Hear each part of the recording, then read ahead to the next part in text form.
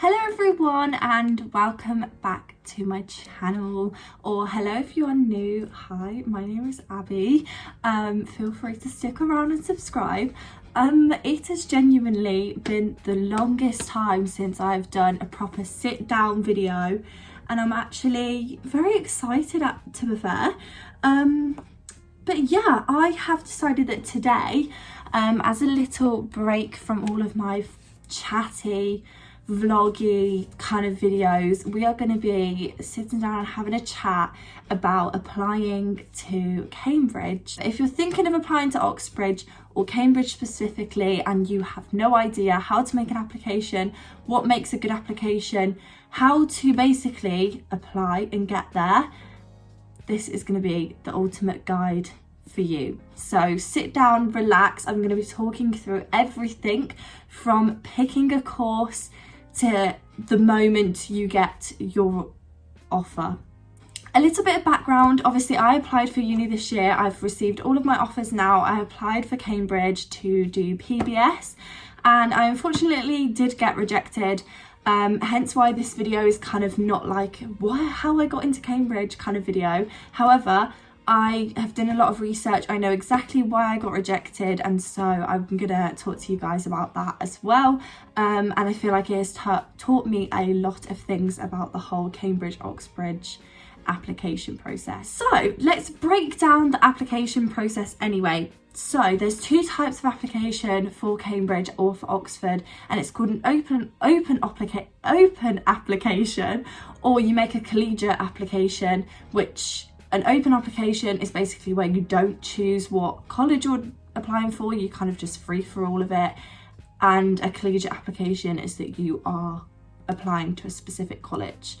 Obviously there is literally like 30 colleges to apply to, and I will go on to talk about deciding how to choose your college in a minute. But yes, those are the two applications you can make.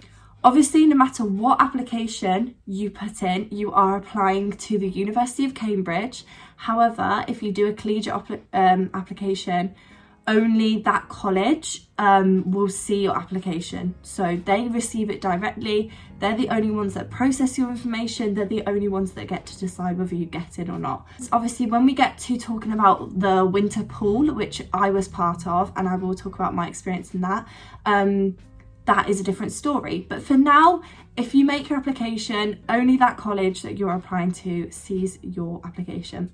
However, open application, the university then decides what college they want to assign you to, or they might choose a few colleges for you to see, do you know what?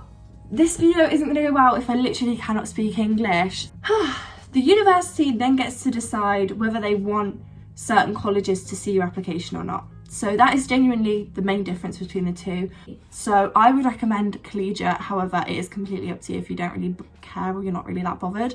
Open applications also have their advantage.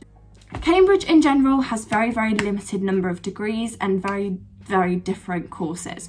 So make sure that you are looking at the number of courses. Like, just because you're interested in biomedical sciences doesn't mean that biomed at Cambridge or at Oxford is going to be the same as biomed at Birmingham, at Manchester, at Liverpool, at London.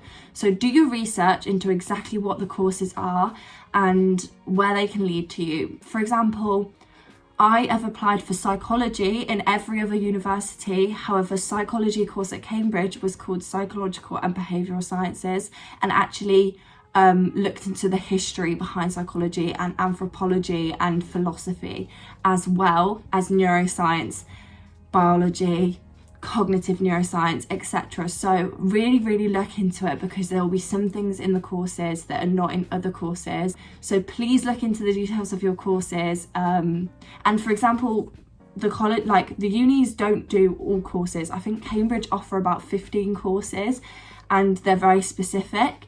So just look into it, because the subject you're interested in might actually not be available at Oxford and Cambridge. So look into the degrees and like kind of the subjects you're interested in. Read all of the course details, the breakdown of the teaching, the exams, the kind of hours you're going to be learning, because on Cambridge and Oxford's website they list how many kind of hours or what a typical day of that course would look like. Look into that, because some courses will have 3-hour lectures, some courses will literally have 45-minute lectures. It just kind of goes without saying for like pretty much every university. You need to be looking into each course as well as just the university. So after deciding your course, after looking into your course, you need to decide a college if you are doing a collegiate application, which is exactly where I went wrong. I believe that the reason why I didn't get into Cambridge is because, quite frankly, I chose the wrong college.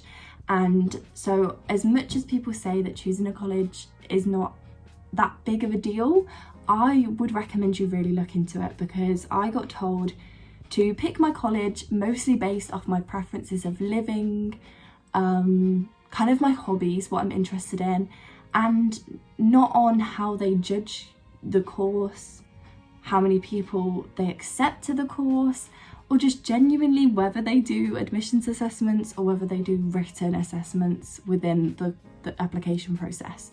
So there is about 30 colleges to choose from. It is really, really difficult to whittle everything down. However, sometimes you'll literally look at a college, you'll see a picture of it and go, that building's not really for me, and straight away it'll be crossed off your list. For example, for me for psychology, there was about 5 colleges that just didn't offer my course, so I just couldn't apply there.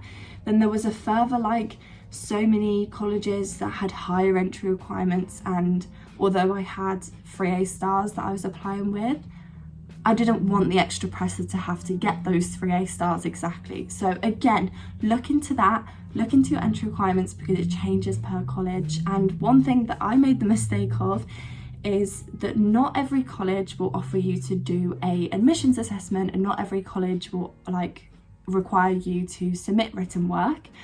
I chose Jesus College, which for psychology they only depend on the interview for your application process. So I did not do an admissions assessment and I did not do written work.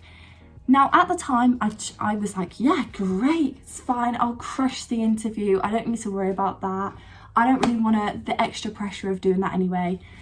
My biggest tip for you guys I'd probably take from this is choose a college that plays to your strengths. So yes, I thought that I was really, really good at interview, and in fact one of my interviews did not go very well, and that is why I lost my place, because this college had nothing else to judge me from. They only ever saw my interview. So if I had done an essay, which I'm actually really good at writing essays, I have quite good literacy skills when it comes to writing. If I'd only done an essay, maybe my interview that didn't go as bad wouldn't be as significant, because I did really well in the essay, for example. So basically you just kind of want to make yourself look as good as you can possibly look, and if that means that you have to do some extra work, some extra graft for a test or for an essay write, please do so, because if you want to maximize your opportunities of getting in, you need to show off in as many opportunities as you can. And I had 2 20-minute interviews to do that, which was just not enough for me to show my true potential, and that is why I did not get in. So look into that. It's all on the university website, it's all in the colleges. There's a massive spreadsheet that basically tells you exactly what subjects you need an admissions assessment for, what subjects you need written work sent for, etc. Look into that. And I'm not saying to you guys that you're not going to get in if you only have an interview that they can go off. I just think it would be unfortunate for you to not get the full experience of doing an admissions assessment and writing an essay. Obviously there's loads of different colleges that have very different facilities, so I picked Jesus because it's a sports college. They have loads of sports courts, and I'm a netball player, so doing sport at university was really something I was interested in. I wanted the gym right next to me, I wanted a swimming pool, I wanted the sports courts and everything, and Jesus had that. So that's why I kind of picked Jesus, is because it's a sports college and it has great facilities, and it had ensuite rooms, and it was self-catered mostly. So look into those kind of stuff, because obviously meal plans are very Cambridge and Oxford. They like you to sit down and have a formal meal together. However, I knew I wasn't going to be capable of that every single day. So I did want self-catering opportunities, and Jesus did offer that for me. Now comes the hard bit, okay, that everyone stresses about, writing your personal statement. Now, I think I want to do a separate video solely based off how to write kind of like a Russell Group red brick personal statement, because I actually did get personal mentoring from a Cambridge student of how to write a Cambridge standard personal statement, and I would love to teach you that method, because I think lots and lots of people stress about writing a personal statement when at the end of the day it is completely unique to you. You do not need to write your personal statement unique to your college and unique to Cambridge. It goes to every single uni, so you don't want to be naming Cambridge, you don't want to be naming your college at all in the personal statement. You're writing it overall about your subject. However, Cambridge are very, very, very focused on having research elements and analytical skills and initiative skills in your personal statement. And this is something I learned through my courses, through my webinars with Cambridge and with my mentor, etc. And they love you to have these things called research paragraphs in your personal statement, which is basically when you've done an element of research, you've read an article, you've watched a TED talk, you've listened to a podcast, etc. So kind of these extracurricular activities that does not include work experience, and you completely rip it to shreds. You break it down, you explain exactly what you've done. And I wrote 3 of these in my whole personal statement, and then 1 paragraph on my work experience. So I did break it down into like 75% of research and 25% work experience, which worked for me. Same with, I read this article which was about biopsychology, about nerves, and about epigenomes and epigenetics, and I completely broke that down about environment, nature, nurture, and I even suggested in my personal statement, I think this is a new way forward for psychology, because Cambridge love this. They love this, because it shows that you're not just saying, this is what I learned, I did this because, I enjoyed this because. You're showing that you can think for yourself and you can come up with new ideas. You are the future generation of research, of learning, of teaching, basically of just life. You are the future generation, and we can't continue to just do what we've been shown or do what we've been taught. We need to enhance those, we need to improve those, and that is what being a university student is all about.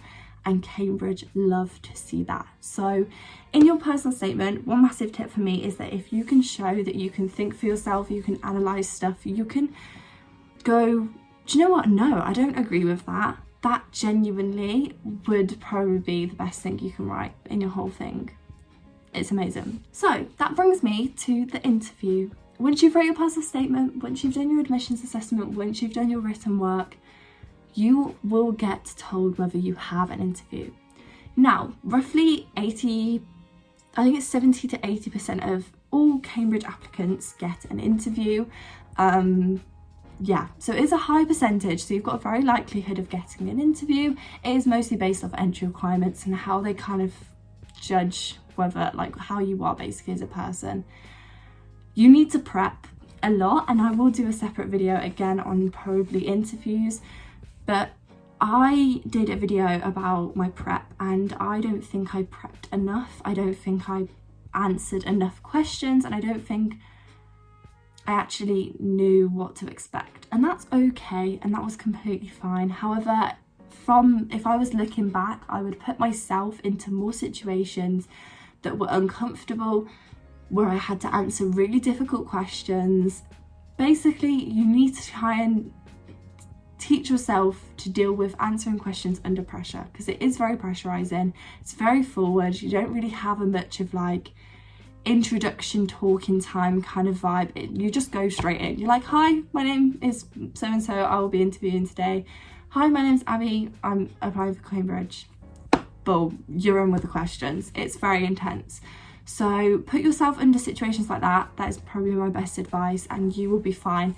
Genuinely, They will try to trick you, they will try to catch you out, they will try to guide you. You need to listen to exactly what they have to say, and if you do that, you'll be fine. So like, if you work with them and make it feel like you're having a proper conversation about with them, instead of it just being examiner versus student, your interview experience will be more positive, because they're not looking to just question you, put you under pressure all this time.